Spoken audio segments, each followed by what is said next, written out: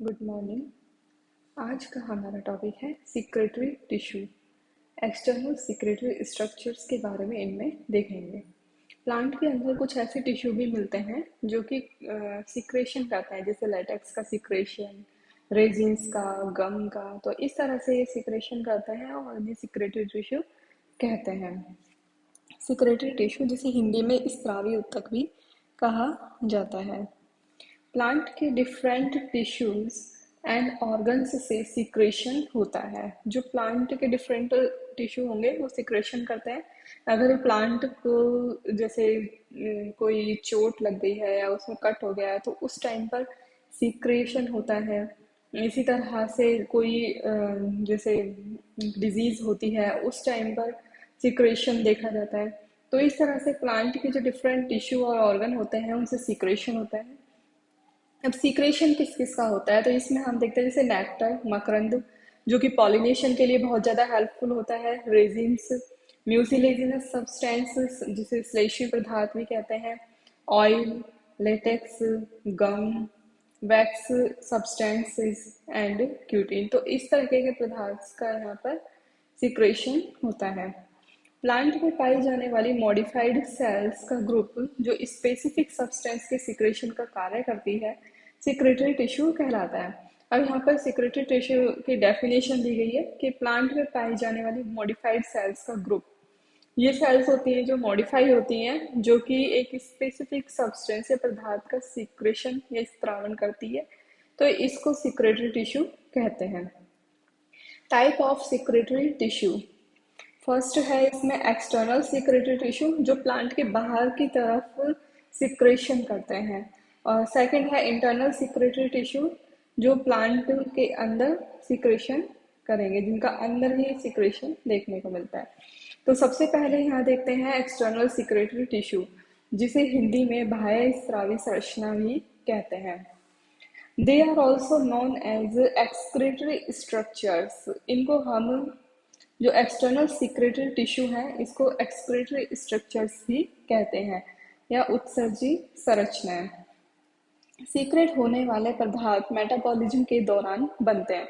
जो in tissue से या स्ट्रक्चर से जो सीक्रेशन होगा वो पदार्थ मेटाबॉलिज्म के टाइम पर बनते हैं। जो फिजियोलॉजिकल प्रोसेस चल रही होती है, बायोकेमिकल प्रोसेस चल रही है, उस टाइम पर मेटाबॉलिक एक्टिविटी के टाइम पे जो पदार्थ बनते हैं वो एक्सक्रीट या बाहर निकाले जाते हैं। एपिडर्मिस एंड हाइपोडर्मिस में ये स्ट्रक्चर पाई जाती है। जो आउटर लेयर्स होंगी उनमें ये स्ट्रक्चर देखने को मिलती हैं। On the basis of function and secretion, external secretory tissues are divided as following. अब जो ये एक्सटर्नल स्ट्रक्चर्स हैं, सिक्रेटरी स्ट्रक्चर्स, इनको फंक्शन और सिक्रेशन के आधार पर फॉलोइंग में डिवाइड किया गया है। फर्स्ट है ग्लैंडुलर हेयर और glands, second digestive glands, third stinging hair, fourth nectaries, fifth oil ducts and sixth hydathodes. अब फर्स्ट यहाँ देखते हैं ग्लैंडुलर हेयर। ग्लैंडुलर हेयर जिसे हम हिंदी में कहते हैं ग्रंथिल रोम। तो हेयर लाइक स्ट्रक्चर होती है, एपिडर्मिस पर पाई जाती है। एपिडर्मिस पर पाई जाती है। यूनिसेलुलर और मल्टी सेलुलर होते हैं ये। सिंगल सेल से ही बना हो सकता है और बहुत सारी कोशिकाओं से मिलकर के भी ये बना हो सकता है। स्टॉक्ड भी पाई जाती है और स्टॉक होता है जो इसका व्रंत होता है वो यूनिसेलुलर या मल्टी सेलुलर हो सकता है। और यह म्यूसिलेजिनस सब्सटेंस को सिक्रेशन करती है। इसके एग्जांपल देखते हैं जैसे बोराविया फ्रूट हेयर। तो जो ये फ्रूट दिया हुआ है इसके ऊपर ही छोटे छोटे हेयर मिल रहे हैं, तो ये इसके एग्जाम्पल हैं ग्लैंडुलर हेयर के। इसी तरह से जो वायोला लीफ हेयर हैं जो इसे ये दिखाई दे रहे हैं, ये इसके एग्जाम्पल है। इसी तरह से रोजबर्ड है, वो भी ग्लैंडुलर हेयर के एग्जाम्पल होते हैं। नेक्स्ट है इसमें स्टॉक्ड ग्रंथयुक्त म्यूसिलेजिनस ग्लैंड होती है glandular hair. Secrete mucopolysaccharide, mucopolysaccharide का ये सीक्रेशन करती है और इंसेक्ट के चिपकने में ये सहायक होती हैं। जो पॉलिनेशन होना है या फिर जैसे इंसेक्टिवोरस प्लांट है तो वो इंसेक्ट के थ्रू अपना न्यूट्रिशन लेगा, तो वहां पर ये म्यूकोपॉलीसेकेराइड की हेल्प से चिपकने में सहायता करती है। बेसल सेल आधारीय कोशिका संचयी रिजर्वोयर की तरह काम करती है इसमें। और मिडिल जो पोर्शन होगा इसका ग्लैंडुलर हेयर का वो कॉलमनर होता है और अपर रीजन 2 to 8 से सेल से मिलकर के बना होता है और म्यूसिलेज सीक्रेट करता है। इसका एग्जांपल है इंसेक्टिवोरस प्लांट पिंगुला। तो इसमें यह हेयर लाइक स्ट्रक्चर पाई जाएगी जो कि इंसेक्ट के चिपकने में हेल्प करती है, म्यूकोपॉलीसेकेराइड सीक्रेट करेगी। बेसल सेल इसकी आधारिक कोशिका होती है जो कि रिजर्वोयर का काम करेगी और मिडिल कॉलमनर सेल का बना है और अपर रीजन 2 to 8 सेल का बना रहता है। तो ये ग्लैंडुलर हेयर के एग्जाम्पल्स थे। नेक्स्ट देखते हैं second gland, digestive glands. Digestive gland क्या होती है? पाचक ग्रंथियां कहते हैं इन्हें। डाइजेस्टिव ग्लैंड पाई जाती है इंसेक्टिवोरस प्लांट में जो कि इंसेक्ट के थ्रू अपना न्यूट्रिशन लेते हैं। तो ये ऐसे प्लांट नाइट्रोजन डेफिशिएंसी रीजन्स में ये पाए जाते हैं। तो वहां पर क्या होता है, ये इंसेक्ट को ट्रैप कर लेते हैं और फिर उसके बाद उसका डाइजेशन करके उससे ये जो एमिनो एसिड्स होते हैं और नाइट्रोजन मेटाबोलाइट होते हैं उनकी पूर्ति ये करते हैं। इंसेक्टिवोरस प्लांट में भी पाए जाते हैं। इंसेक्ट ट्रैपिंग स्ट्रक्चर के पास डाइजेस्टिव ग्लैंड पाई जाती है। प्रोटियोलाइटिक एंजाइम सीक्रेट करती है और जो डाइजेस्टिव ग्लैंड होती है वो प्रोटियोलाइटिक एंजाइम सीक्रेट करती है। एग्जाम्पल है इसके पिंगुला। पिंगुला इसका एग्जाम्पल हो गया। इसमें क्या होता है, म्यूसिलेजिनस ग्लैंड के पास स्टॉक नहीं होता और 2 से 8 सेल की ग्लैंड पाई जाती है। नाइट्रोजनस सब्सटेंस की प्रेजेंस से एक्टिव हो जाती है और डाइजेस्टिव एंजाइम सीक्रेट करती है। तो जैसे ही इसके आसपास जैसे ही इंसेक्ट को चिपकता है तो डाइजेस्टिव एंजाइम सीक्रेट करने लग जाती है और इस तरह से ये इंसेक्ट के डाइजेशन में हेल्पफुल होती है। तो ये इस तरह का प्लांट होता है पिंगुला। सेकंड है इसमें निपैंथीज। निपैंथीज भी इंसेक्टिवोरस प्लांट है। ये इस तरह से ये होता है और ये इसके ऊपर का ये ढक्कन होता है। जैसे ही इंसेक्ट इसके अंदर आता है और ये ढक्कन बंद हो जाता है। एपिडर्मिस से डेवलप्ड हेयर लाइक स्ट्रक्चर इसमें पाई जाती है। इसमें भी क्या होगा, जो एपिडर्मिस है उसमें हेयर लाइक स्ट्रक्चर देखने को मिलेंगी। डाइजेस्टिव ग्लैंड निपेंथिस के ढक्कन के अंदर की ओर पाई जाती है और इसी तरह से जो डाइजेस्टिव ग्लैंड होंगी वो जो इसका ढक्कन है इसके अंदर की तरफ इसमें मिलती है और ये क्या करती है, नेक्टर रिलीज करती है। नेक्टर रिलीज करेगी तो इससे क्या होगा, इंसेक्ट को आकर्षित किया जाता है। इसलिए जो ये ग्रंथियां हैं वो एल्यूरिंग ग्लैंड्स या मोहक ग्रंथियां भी कहलाती हैं। जो निपेंथिस का ढक्कन होगा उसके ऊपर उसके अंदर की तरफ नेक्टर रिलीज करने वाली ग्लैंड पाई जाएंगी जो कि इंसेक्ट को अपनी ओर आकर्षित करती हैं और यह एल्यूरिंग ग्लैंड या मोहित ग्रंथियां कहलाती हैं।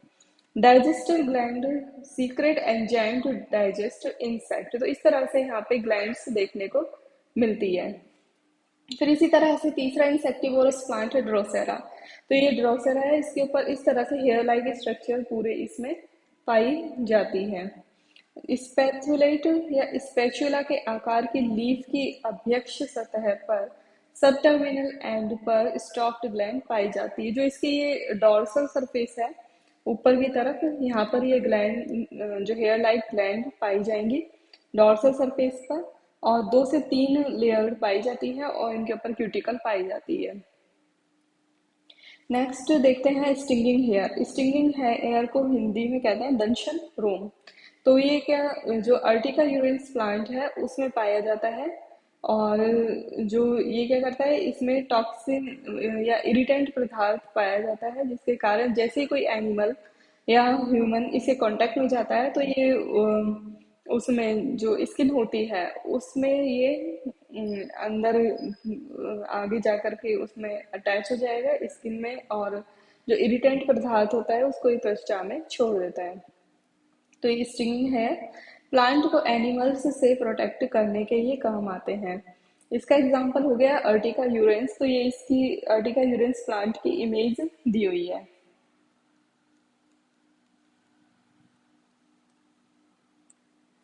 लीफ सरफेस पर स्टिंगिंग हेयर पाए जाते हैं। अब जो इसकी लीफ की सरफेस होगी उस पर छोटे छोटे स्टिंगिंग हेयर देखने को मिलते हैं। स्टिंगिंग हेयर का बेसल रीजन ब्लैडर लाइक होता है और लीफ एपिडर्मिस में धंसा हुआ होता है। ब्लैडर लाइक है और लीफ एपिडर्मिस में ढका धंसा हुआ एम्बेडेड रहता है।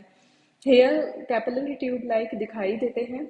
जीव के कांटेक्ट में आते ही इसका अग्रभाग टूट जाता है और इरिटेंट पदार्थ जीव की त्वचा में छोड़ दिया जाता है। इसी तरह से आप देखते हैं नेक्टरीज। नेक्टरीज क्या होती है? मकरंद कोश होते हैं नेक्टरीज कि ये प्लांट में क्या करते हैं, नेक्टर रिलीज करते हैं जिससे इंसेक्ट इनकी तरफ अट्रैक्ट होता है और इससे अच्छी स्मेल आती है और इसके अलावा इसमें न्यूट्रिशन काफी बहुत ज्यादा होता है। तो इंसेक्ट इसे एज ए फूड की तरह यूज में लेते हैं और इसके साथ साथ ये हेल्प पॉलिनेशन में हेल्प करती है। तो नेक्टरीज इस तरह से पाई जाती है। जैसे यहाँ एक फ्लोरल डायग्राम दिया हुआ है जिसमें कैलिक्स, सेपल, पेटल्स और ये एंड्रोइशियम है। तो पेटल्स और एंड्रोइशियम के बीच में ये नेक्टरी ग्लैंड यहाँ पर दिखाई गई है और इस तरह से ये इनकी पोजीशन इसमें दिखाई गई है। तो फ्लोरल प्लांट में नेक्टर रिलीज करने वाली ग्लैंड नेक्टरीज कहलाती है। फ्लोरल प्लांट में जो नेक्टर रिलीज करेंगी या मकरंद रिलीज करने वाली ग्लैंड नेक्टरीज कहलाती हैं। नेक्टर में क्या क्या मिलता है? Glucose, sucrose, fructose, amino acids, ये सब इसमें पाए जाते हैं। और इसके अलावा इसमें अच्छी स्मेल भी होती है तो जिससे पॉलिनेटर या इंसेक्ट अट्रैक्ट होते हैं और पॉलिनेशन में ये हेल्पफुल होती है। On the basis of occurrence in flowers, nectaries are of two type. अब कि फ्लावर में ये कहाँ पर मिलेगी, इसकी स्थिति के आधार पर दो टाइप की नेक्टरीज प्लांट में देखी जाती है। एक तो है फ्लोरल नेक्टरीज जो फ्लावर के अंदर के पार्ट्स में पाई जाती है। इसे हिंदी में कहते हैं पुष्पीय मकरंद कोश। फ्लावर के डिफरेंट पार्ट में यह पाई जाती है।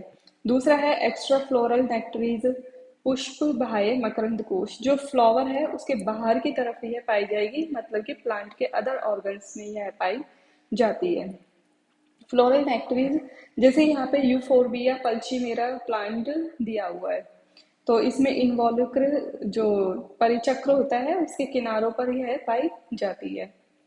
रेननकुलस में यह पेटल्स में पाई जाती है। ट्रोपियोलस इसमें जो दलपुट या स्पर होता है उसमें यह पाई जाती है। क्रूसीफेरी के जो प्लांट्स होते हैं, क्रूसीफेरी के मेंबर्स हैं, उनमें स्टमेन के आधार पर फ्लोरल नेक्टरीज पाई जाती है। इसी तरह से रूटेसी में गाइनोइशियम के आधार पर जो डिस्क होती है वहां पर ये पाई जाती है। जो जायांग होता है उसके आधार पर तो रूटेसी में और क्रूसीफेरी में स्ट्रमेन के आधार पर यह पाई जाती है। अब नेक्स्ट देखते हैं एक्स्ट्रा फ्लोरल नेक्टरीज। एक्स्ट्रा फ्लोरल नेक्टरीज पुष्प के बाहर की तरफ यह पाई जाएगी, जैसे कि पुष्पीय वृंत के आधार पर लीव पर लीफ पर मिल सकती है, पर्णवृंत पर मिल सकती है, लीफ लैमिना। तो इस तरह से यह पाई जाती है। नेक्स्ट देखते हैं ऑयल डक्ट्स। ऑयल डक्ट्स क्या होती है कि जो प्लांट के अंदर जो कोशिकाएं होती हैं उसमें ऑयल का स्टोरेज देखने को मिलेगा और वो इस तरह से एक डक्ट लाइक जो सेल्स होती हैं आपस में फ्यूज हो जाएंगी और डक्ट लाइक स्ट्रक्चर बना देती है। इन्हें हिंदी में तेल वाहिनी भी कहते हैं या फिर इसका दूसरा नाम ओस्मोफोर भी होता है। ऑयल डक्ट्स का दूसरा नाम ऑस्मोफोर भी होता है। ब्रश लाइक ग्लैंड, अगर इनकी स्ट्रक्चर देखते हैं तो ये ब्रश लाइक ग्लैंड होती है और इनसे वॉलेटाइल या एसेंशियल ऑयल निकलते हैं। वाष्पशील तेल होते हैं और यह खुशबूदार तेल होते हैं काफी। इसका एग्जाम्पल है नार्सिसस फ्लावर। ये यहाँ पर इमेज दी हुई है नार्सिसस फ्लावर की। इसी तरह से जैस्मिन फ्लावर, लेवेंड्यूला, ये ऑयल डक्ट्स के एग्जाम्पल है जिनसे खुशबू भी आती है और इनमें ऑयल पाया जाता है। नेक्स्ट आता है हाइड्रोथॉर्ड्स। हाइड्रोथॉर्ड्स क्या होते हैं? जलरंध्र कहते हैं। जैसे छोटे प्लांट्स होते हैं जैसे ग्रासेस हो गई तो इनमें मॉर्निंग के टाइम पर क्या होता है, कुछ पानी की बूंदें दिखाई देती हैं इनकी पत्तियों की सरफेस पर। तो यह इनके ऊपर क्या होता है, हाइड्रोथॉर्ड्स पाए जाते हैं या जलरंध्र पाए जाते हैं जिसके कारण जो पानी होता है या वाटर है वो कंटिन्यूअसली बूंद या ड्रॉप के फॉर्म में इनके ऊपर निकलता रहता है।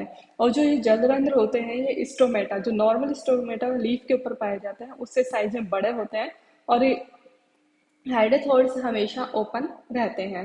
जो कि स्टोमेटा क्या होता है, क्लोज होते रहते हैं और ओपन होते रहते हैं, जबकि हाइड्रोथॉर्ड्स हमेशा ओपन रहते हैं। मोइस्ट ट्रॉपिकल रीजन या उष्ण आर्द्र उष्ण कटिबंधीय क्षेत्रों में ये पाए जाते हैं। लीफ के एपिकल रीजन में हाइड्रोथॉर्ड्स पाए जाते हैं। जो पत्तियों का जो एपिकल रीजन होता है अग्रभाग, वहां पर ये हाइड्रोथॉर्ड्स या जलरंध्र पाए जाते हैं। जल स्रावी ग्रंथियां भी कहलाती हैं। इनको जल स्रावी ग्रंथियां क्योंकि वाटर रिलीज कर रहे हैं, इसलिए इसे जल स्रावी ग्रंथियां भी कहते हैं। रूट प्रेशर अधिक होने के कारण वाटर एक्सुडेशन बढ़ जाता है। जब रूट प्रेशर बहुत ज़्यादा होता है, क्योंकि मॉइस्ट एरिया में ये पाए जा रहे हैं प्लांट, तो पानी की भी कमी नहीं रहती और एटमॉस्फेयर में भी पानी ज़्यादा रहता है। तो रूट जो वाटर एब्जॉर्ब कर रही है, अब वहाँ पर क्या होगा, रूट प्रेशर ज़्यादा हो जाएगा और इसके कारण जो पत्ती होती है उनके ऊपर जो हाइड्रोथॉट्स पाए जाते हैं, वहाँ से वाटर रिलीज होता है। वाटर लीफ में इंटरसेलुलर स्पेस में एकत्रित होता रहता है और वाटर ड्रॉप की फॉर्म में बाहर निकलता है। तो अब इसमें क्या होगा, जो वाटर है पत्ती में क्या होता है, हाइड्रोथोड्स के नीचे इंटरसेलुलर स्पेस पाए जाएंगे जहाँ पर पानी इकट्ठा होगा, वाटर ड्रॉप। अब यहाँ से वाटर ड्रॉप है जो धीरे धीरे बाहर निकलती रहती है और यह प्रोसेस गटेशन या बिंदु स्राव भी कहलाती है। ड्रॉप की फॉर्म में वाटर बाहर निकलेगा और इस प्रोसेस को या तो गटेशन या हिंदी में बिंदु स्राव कहते हैं। गटेशन के थ्रू निकलने वाला जलीय जल लवणीय होता है, क्योंकि जैसे पानी एब्जॉर्ब किया उसमें मिनरल्स भी होते हैं और वाटर होता है, तो ये सारा जो मिक्सचर होता है ये एज इट इज ऐसे कैसे बाहर निकल जाता है। तो इस तरह से यहाँ पे लवणीय या जल है जो लवणीय होता है यहाँ पर, क्योंकि उसमें सॉल्ट भी मिक्स रहता है। अब यहाँ पे हाइड्रोथॉर्स के टाइप दिए हुए हैं। फर्स्ट है यूनिसेलुलर हाइड्रोथॉर। यूनिसेलुलर जैसे नाम से पता चल रहा है, एक कोशिकीय जलरंध्र ये होते हैं। एपिडर्मिस में म्यूसिलेजिनस पैपली के रूप में ये पाए जाते हैं, एपिडर्मिस में ये मिलेंगे। इनमें क्यूटिकल एब्सेंट होती है। इसका एग्जाम्पल है एनामेर्टा कॉकुलस और गोनोकारियम पायरिफोर्म। ये दो इसके एग्जाम्पल हो गए यूनिसेलुलर हाइड्रोथॉर्स के। इसी तरह से दूसरा है ट्राइकोम हाइड्रोथॉर्स, रोम जलरंध्र। तो इसका क्या होगा, ट्राइकोम जैसी स्ट्रक्चर इसकी देखने को मिलेगी। दो भागों से मिलकर बना होता है। एक है फूड सेल, जिसे एपिडर्मिस में यह एम्बेडेड रहता है। फूड सेल जो नीचे वाला पार्ट होगा वो फूड सेल होगी और एपिडर्मिस में यह धसा हुआ पाया जाता है। दूसरा है apical part, cell linearly arranged रहती है इसमें। Trichome hydathodes multicellular hair like structure होती है, हेयर लाइक होगी और मल्टी सेलुलर हेयर होती है। इसका एग्जाम्पल है पाइपर नाइग्रम, काली मिर्च इसका एग्जाम्पल है ट्राइकोम हाइड्रोथॉइड का। फिर तीसरा टाइप इसमें आता है विद हाइड्रोथॉइड्स विद वेस्कुलेचर। ऐसे हाइड्रोथॉइड जिनमें वेस्कुलेचर, मतलब वेस्कुलेचर से मतलब होता है संवहन ऊतक उसमें उपस्थित हो। तो हाइड्रोथॉइड्स विद वेस्कुलेचर, इसमें हम देखेंगे संवहन ऊतक युक्त जलरंध्र। ऐसे जलरंध्र जो डायरेक्टली संवहन ऊतक से वेस्कुलर टिश्यूज से कनेक्टेड होंगे। मोइस्ट एनवायरनमेंट में ग्रो होने वाले प्लांट्स में लीफ के किनारों पर यह पाए जाते हैं। जो मोइस्ट एनवायरनमेंट में ग्रो होते हैं, जहाँ ऑलरेडी वाटर एनवायरनमेंट में अवेलेबल हो, तो ऐसे प्लांट के जो लीफ होती है उसके किनारों पर यह इस टाइप के हाइड्रोथॉइड पाए जाते हैं। Hydathodes are connected to their veins, जो शिराएं होती हैं पत्ती के उससे डायरेक्टली कनेक्टेड रहते हैं। Similar to stomata but guard cells are large in size. ये बिल्कुल सिमिलर, इनकी स्ट्रक्चर जब देखते हैं तो ये सिमिलर होते हैं स्टोमेटा के, जो रंध्र पत्तियों में पाए जाते हैं उनके सिमिलर, बस इनका जो साइज है गार्ड सेल है वो साइज में बड़ी होती है। तो हाइड्रोथॉट्स विद वेस्कुलेचर का एग्जांपल है पिस्टिया प्लांट, जो कि एक्वेटिक प्लांट है, यह इसका एग्जांपल है। Hydathodes are large in size and mostly they are always open. जो हाइड्रोथॉट्स होते हैं ये साइज में बड़े होते हैं और हमेशा ओपन होते हैं। इनमें नीचे वायुकोश पाया जाता है, जैसे ऊपर हाइड्रोथॉट है जिस तरह से रंध्र पाया जाता है उसी तरह से जलरंध्र होगा, और नीचे इसमें एयर चैम्बर या वायुकोश मिलेगा। इंटरसेलुलर स्पेस युक्त पैरेन्काइमेटस सेल्स का ग्रुप होता है जिसे एपिथम कहते हैं। और जो ये वायु कोश या एयर चैम्बर कह रहे हैं, तो इसमें क्या होगा, जो इंटरसेलुलर स्पेस है उसके चारों ओर पैरेन्काइमेटस सेल्स पाई जाती हैं। पैरेन्काइमेटस सेल्स मिलकर के चारों तरफ एक बाउंड्री या ग्रुप बना देगी और बीच में उसके इंटरसेलुलर स्पेस होता है जो कि वायु कोश होता है। तो ये जो ग्रुप होगा इसे हम एपिथेम कहते हैं।